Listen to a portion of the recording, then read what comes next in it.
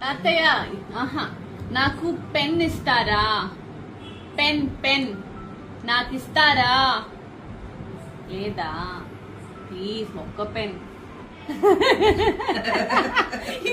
కాదు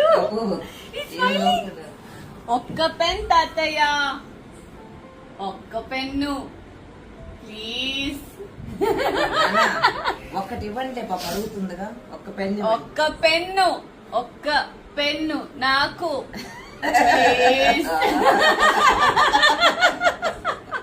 ఇది నాకు, ఇది మీకు. ఓకే